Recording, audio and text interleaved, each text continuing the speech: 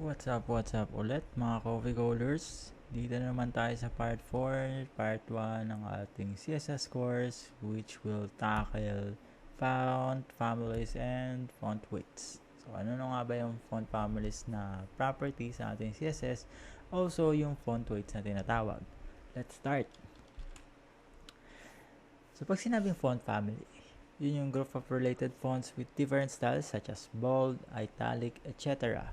In CSS, you can specify font families using the font family property. So, may mga sikat na font families na kilala nyo, mostly. Isa na dyan si Times New Roman, si Cooper, si Arial, at si, ayun, kayo na bahala. Si Franz Gothic ata yun. Anyway, itong property na to, ito yung nagde-determine ng ating font, kung anong gagamitin. At the same time, pwede rin natin syempre ma-specify yung kung anong font family or collection ng font family yung gagamitin natin all throughout our HTML pages.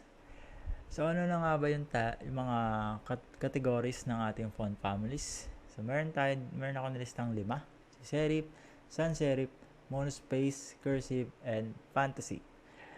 So, may iba't iba tong usage. At the same time, may iba't ibang category and then distinction about isang font family. So, start tayo sa serif. Description, fonts with decorative strokes at the ends of character.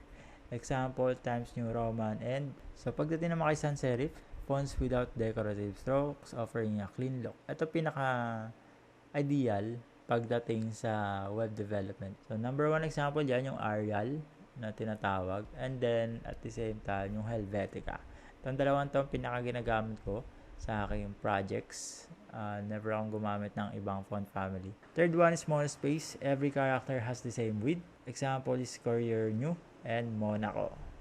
Fourth one, cursive, imitates handwriting with flowing characters. Old style, nakakita na kayo ng libro na medyo cursive yung pagkakasulat.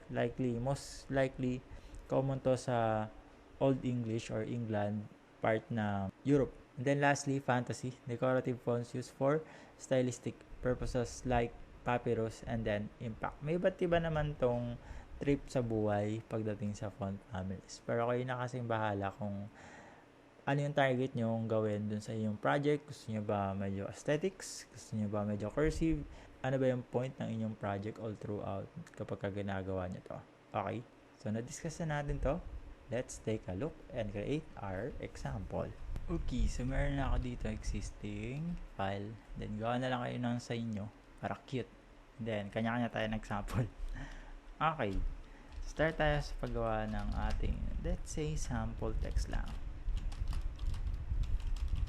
Div, and then, meron kang class. First. Tapos, second. So, ang syntax ng font family property ay ganun din. First, and then second.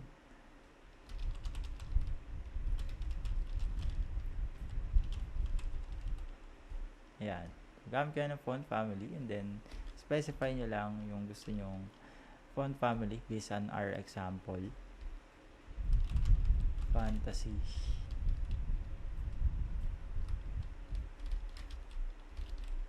Sans serif.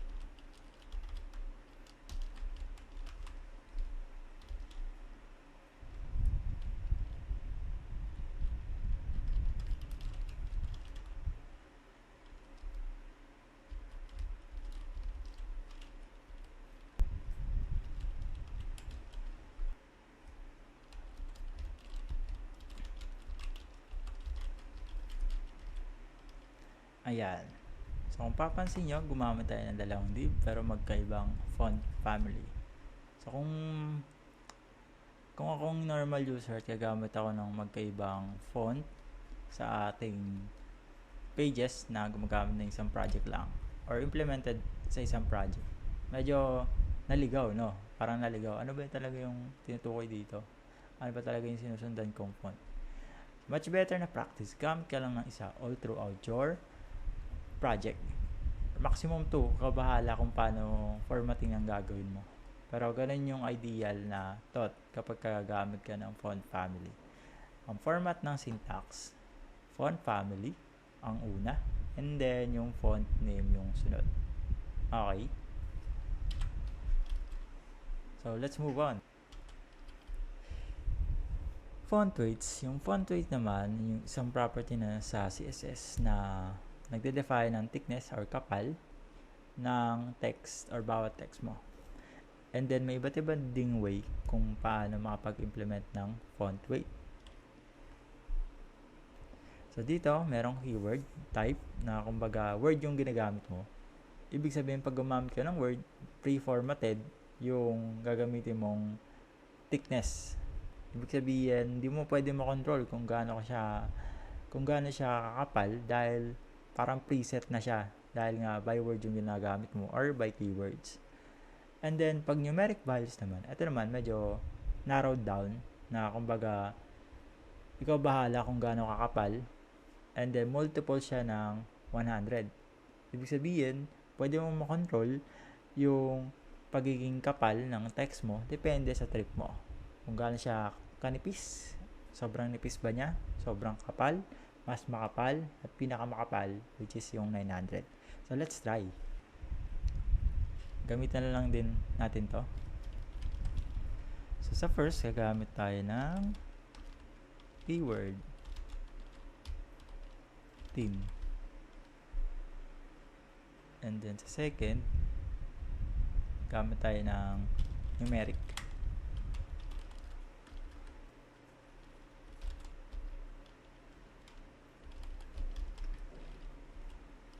Ayan. Natin heavy. Bolder. Okay. So, mapapansin nyo, nagbago yung ating test and then ER. Depende sa kanilang preset or nakaset na font weight. Again, pwede mong iset as keyword, pwede ding numeric. Alright, let's move on.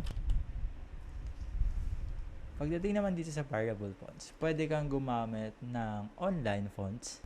Gagamit ka lang ng link na tinatawag. Pag sinabing link, ko-connect yung iyong local sa online para yun yung magamit ng iyong project or ng iyong HTML. Example na lang dito yung Google Fonts, which is pwede nating gamitin. Pero for now, papakita ko na lang yung format ng syntax. Okay? Ito yung example ng ating font na gagamitin. Kung gusto niyo ng gantong font or iba't ibang font, punta lang kayo sa fonts.google.com and then click lang kayo ng any font dito lang. Ayan.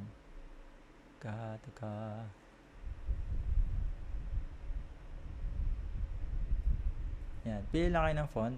So, gagamitin ko to. And then, implement sa web. Get font. Then, get embed code. Tapos, ayan. So, copy nyo to. Paste nyo sa header nyo. Which is dito. Okay. Yan. Paste nyo. Paste nyo lang. Kaya matakot. Hindi na ngain yan. Yan. So, pag na-paste na, ibig sabihin, nakakonect na yung ating font or yung ating HTML sa reference font family. And then, copy nyo to sa inyong CSS. Ito na lang. Let's say, gawa tayo ng third.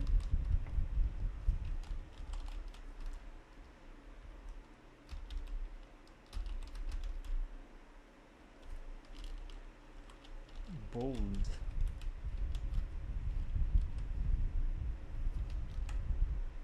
Yan. Tapos, gawa tayo ng third.